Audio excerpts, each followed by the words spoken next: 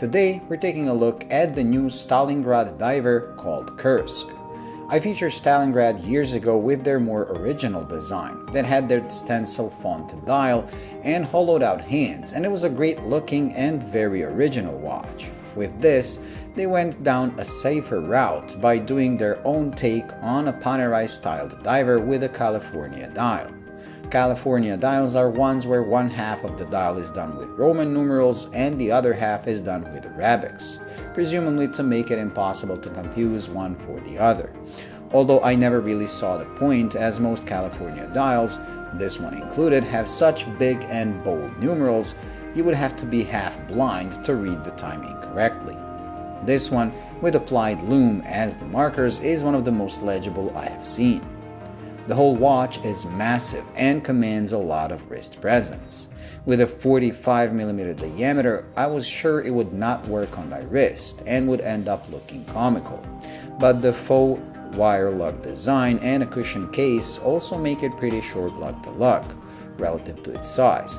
So despite still being too big for my taste, it can work on a wrist as small as mine, which is 6.5 inches. The bronze case works well with the dark green dial, but I wish they kept everything in the same tone on the outside. Like this, with a steel bezel that has been coated in this brass color, and the crown in another, you end up having 3 different colors on the case itself, not counting the hands that have a 4th shade of bronze or brass, and the buckle, which is like the 5th.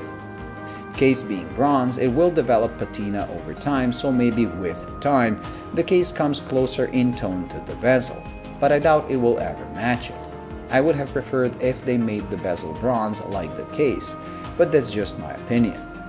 The dial I already mentioned is dark green, but what makes it unusual is the texture that looks almost like paper, and I like that. It's not boring because of it. The date opening is a small circle at 3 o'clock, and I'm kinda torn about it.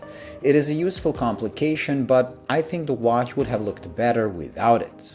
Luckily, due to the size of the watch, it is placed next to the 3 o'clock marker, not cutting into it, so the markers are perfectly symmetrical, something I appreciate, especially in the dark. The hands are massive but seem just a tad too short for my taste, at least the minute one. That, however, doesn't affect legibility, as they're easy to read and distinguish, and with the amount of lume both hands and markers have, the watch is easily readable all night long. The bezel, on the other hand, has no markers nor lume, and only comes with rivets for every 10-minute mark.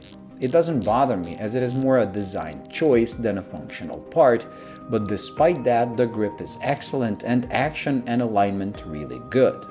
The watch is powered by a Miyota 821A, which is a hacking variant of the entry-level Miyota 8200 series, and while in specs it matches the Seiko NH35, due to the indirectly driven seconds hand, you will occasionally see the seconds hand jump ahead and wait for the gear train to catch up with it as you shake the watch. It doesn't affect the timekeeping, but just wanted to mention it as some people are bothered by it. As expected on these types of bronze watches, the strap is a very thick and very wide leather, with an equally massive buckle. Despite its size, it is soft and pliable and quite comfortable, while the upper has an buck leather feel and look, which works great with the bronze case, but obviously if you mean to get this wet, you will have to switch to either a rubber strap or a nylon one. With a price of just a tad over $200, the watch is spec'd as expected, while the design is based on one of the most popular watches of the last decade. Despite being clearly inspired by Panerai, it has enough original elements to not be called a blatant copy. If you like a more colorful bronze watch, this one is right for you, as it looks like a mix of different metals due to so many color differences between parts. I like it, but would prefer a more cohesive design with more uniform materials. What I do like is the way it wears. Just like the Boltony Pilot I reviewed, it doesn't look comical on my small wrist, but still captures the oversized diver look and feel. Thank you for watching. I hope you enjoyed and found it useful. If you did, please like and subscribe, and until the next video,